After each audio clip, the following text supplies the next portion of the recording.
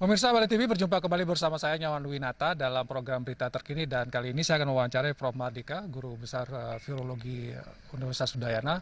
Kita akan menanyakan sedikit tentang apa yang terjadi di Desa Abuan Bangli ya. Ada kemarin sempat heboh 400 orang positif rapid test tapi kemudian hasil swab atau hasil PCR-nya negatif dan kemudian dikarantina hari ini. Nah, mungkin dari pandangan akademisi, kajian akademisi Guru Besar Virologi UNUD ini seperti apa? Selamat pagi, Prof. Selamat pagi, selamat pagi. Ya, Prof, kalau kita lihat kemarin agak sedikit kacau lah, entah Ya, data atau di ya, mana yang di Desa Abuan ini kemudian menimbulkan kehebohan di masyarakat. ya. Kalau menurut pandangan Prof, apa yang sebenarnya terjadi di Desa Abuan ini, Prof? Ya, saya sih belum pernah ke sana, ya tidak pernah ke sana. Tapi dari informasi yang saya terima dari jejaring yang saya punya, jejaring wartawan maupun jejaring sosial yang saya punya, itu ada kecurigaan bahwa ada kit yang error. Jadi kitnya itu yang bermasalah dan kemudian dari kit yang dicurigai bermasalah ini kemudian diuji sampel PCR, ternyata hasilnya negatif, tapi informasi yang saya terima kata konon negatif palsu.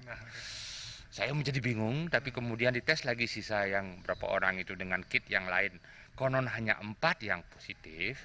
Jadi ini kan ada sesuatu bahwa saya curiga kitnya error. Kemudian tentang PCR yang juga tidak PCR negatif palsu juga saya pertanyakan. Kalau sudah sampelnya diambil benar, nah mungkin PCR-nya negatif palsu, negatif ya negatif, positif ya positif. Apalagi kemudian kita berbicara tentang 400 orang atau 120 sampel. Kalau semuanya negatif palsu, ya berarti tukang pengambil sampelnya yang harus dipertanyakan juga, ya dilatih dulu baru disuruh mengambil sampel itu ya. Ini.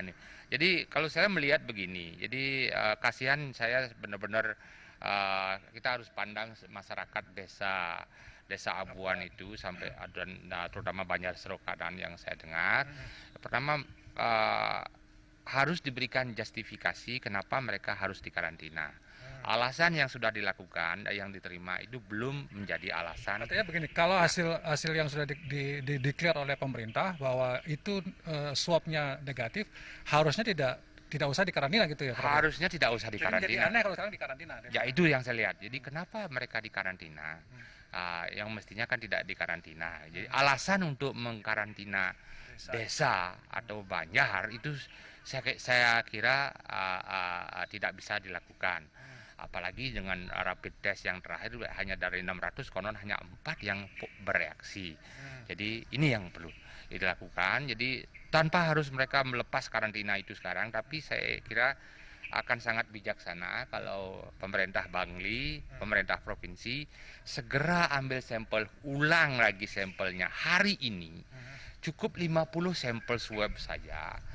50 diambil secara random, jadi secara acak di seluruh desa itu, kemudian dites. Kalau dari 50 sampel ini tidak ada yang mempunyai positif virus, karantina, besok pagi sudah karantina bisa diangkat, bisa dilonggarkan. Sedangkan kalau ada 1-2 yang positif, itu yang harus dipelajari.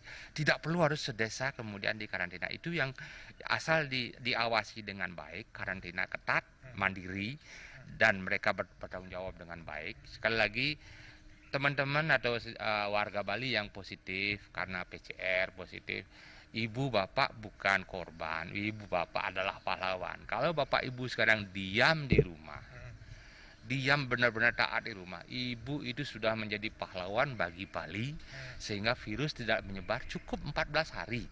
Tidak perlu lama-lama, dan di sini desa adat kalau memang ada kekurangan logistik atau konsumsi, di sini desa mestinya berperan dengan baik. Baik. Prof, kalau misalnya tadi ada saran 50 diambil sampelnya. Ya. Kalau misalnya berapa jumlah yang bisa sebuah desa itu menurut Prof di karantina? Kalau misalnya dari 50 berapa orang yang harus positif misalnya kalau orang harus karantina? Kalau saya sih angkanya tidak begitu ya. Jadi dari 50 itu kita akan bisa petakan apakah menyebar di seluruh desa sehingga perlu karantina desa, atau hanya beberapa satu Banjar sehingga hanya Banjar itu yang perlu dikarantina ya. Dan ini konsep besarnya lagi yang disebut dengan kajian yang benar ya. Jadi bagaimana melawan musuh yang tidak kelihatan ini. Setiap orang yang positif PCR dan keluarganya itu G1. Tanya lagi dengan jujur mereka harus jawab, nyenlah siapa kontak 14 hari terakhir dengan Bapak Ibu sekalian. Maka yang kontak dengan mereka ini G2. Pergi ke G2, ambil tesnya. Ternyata kemudian dari ada beberapa G2 ini ada yang positif, satu keluarganya berubah menjadi G1. Kemudian yang kontak dengan keluarga yang kedua ini berubah ikut menjadi G2. Demikian terus sehingga kemudian kita benar-benar bisa menekan pergerakan virus ini dengan sangat efektif. Tanpa itu tidak bisa kita mengatasi virus corona karena tidak kelihatan virusnya.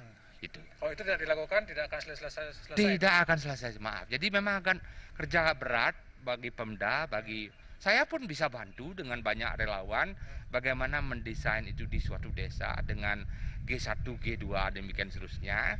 Kemudian kalau kemudian ternyata yang ini mengatakan saya kontak dengan orang lain yang di desa lain, kita kasih tahu desa Pak, di desa Bapak ada orang yang kontak dengan saya, tolong dia. Nah nanti ini gimana G1, G2 ini mereka tinggal di rumah. Kalau memang secara ekonomi tidak mampu, disuplai bahan makan selama 14 hari.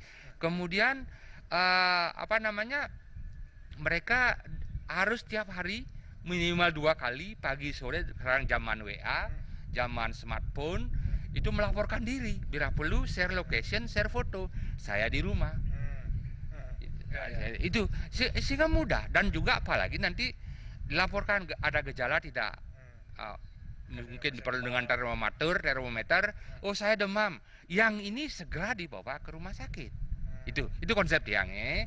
Dan kalau misalnya tidak ada gejala tetap pantau.